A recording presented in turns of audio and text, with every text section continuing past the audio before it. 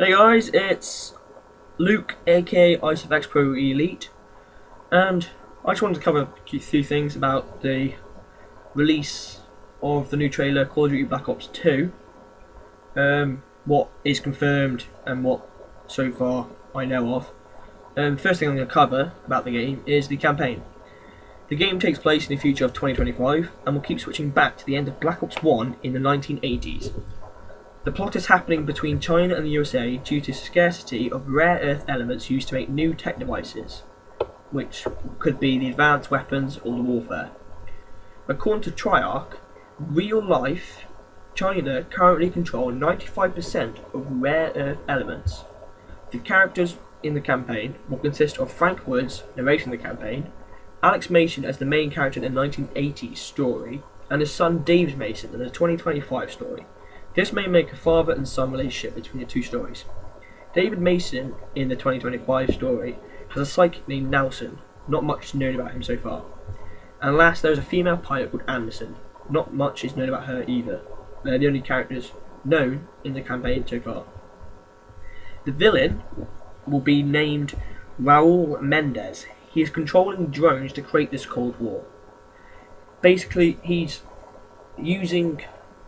hacking into the advanced warfare of China and America, who's having a race-like situation to build them, and turns them against themselves. And they send in a group of soldiers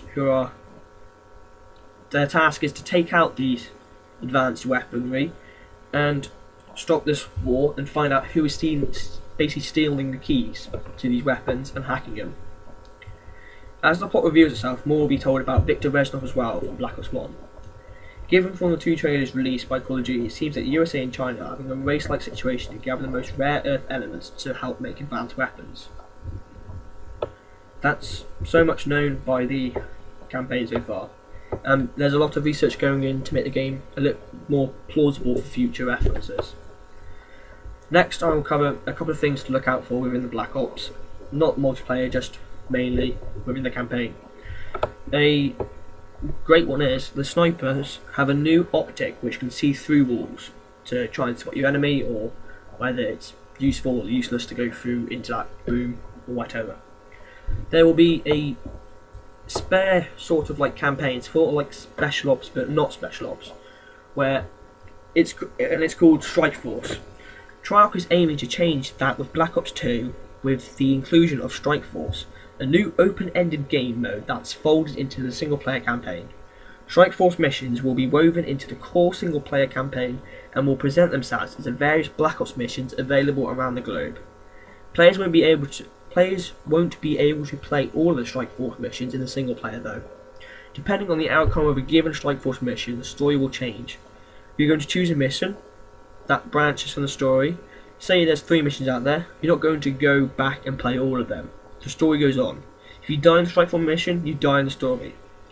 The playable characters don't feature in the Strike Force mission, so you won't be playing as David or Alex Mason or any other characters within the campaign.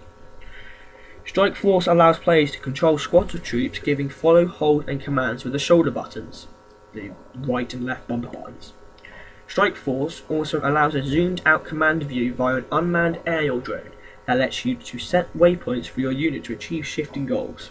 So you can go stealthy, fire attack, or just go the easiest and quickest route. Strike Force will allow you to control armed aerial drones, armed land drones, and unarmed aerial drones, in addition to being able to hop into the viewpoint of any of the soldiers in your squad. Next, we move on to the multiplayer. The multiplayer in Call of Duty Black Ops 2 is going to be an individual, as Triarch has announced. Multiplayer in Black Ops 2 is pushing boundaries. It will have its own reveal. The development team are looking at what the community wants and watching all the systems. Can't wait to the reveal. Also, it has been announced via Twitter that a mute all button will be included to silence all those high-pitched gerbils out there. Multiplayer will be placed in 2025 with none whatsoever of the 80s maps or guns. As usual, no beta is expected. Now, I move on to the awaited return of zombies. Triarch has released information that Zombies mode will be biggest and most ambitious zombies ever. The zombies are in the multiplayer engine. If you think about all of the things Triarch can do with the multiplayer engine, you can start to think about how we might look at this. Our zombies fans want more zombies. They literally want more zombies, and they want more ways to play it. They want bigger maps. They want even more interesting things to do inside these levels. So we are crafting new worlds, creating new game modes and bigger worlds. We're actually put zombies inside of our multiplayer engine, and it's capable of doing twice as many zombies, twice as many co-op players. There are actually new modes. Those classic modes that you guys are used to, the Horde, Wave After Wave, is changed. It will still be included, but there are going to be new modes. Twice as many co-op players introduces some interesting new gameplay modes. Perhaps you can think of some team game modes where they might be fun to be had. Please leave a comment below on your ideas for game modes. Also, it's confirmed that you have up to 8 players within your zombies game modes. Not sure whether that be in the Horde or the new game modes. It could be mixed. And then we have about 4 minutes to spare with the video, so I'm just going to quickly cover my ideas on Black Ops so far and how my view on it looks.